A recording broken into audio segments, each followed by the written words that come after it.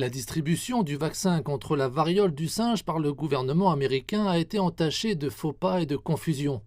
Plusieurs semaines après les déclarations d'urgence sanitaire dans les villes et les États, les opérations de vaccination ont été bloquées par la perte de lots de vaccins, des retards et des problèmes d'approvisionnement dans au moins une vingtaine d'États.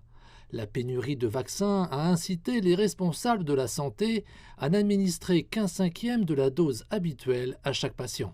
Les personnes qui l'administrent devront utiliser des aiguilles différentes, prélever des quantités différentes. Il y aura donc un élément de formation qui devra l'accompagner. Nous faisons un petit bond ici en prenant compte de la gravité de l'épidémie en ce moment.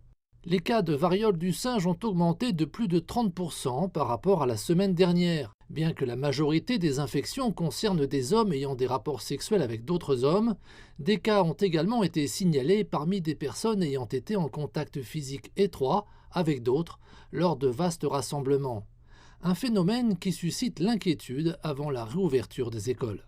Les universités des États-Unis ont passé des années à lutter contre la pandémie de coronavirus et maintenant elles doivent faire face à l'épidémie de variole du singe. Plusieurs établissements préparent déjà une campagne de sensibilisation à destination des étudiants qui devraient revenir sur les campus pour la nouvelle année universitaire. Ici, à l'Université de Californie du Sud, les mises à jour régulières sur le coronavirus sont désormais accompagnées des dernières informations sur la variole du singe. Nous avons donc déjà commencé à communiquer.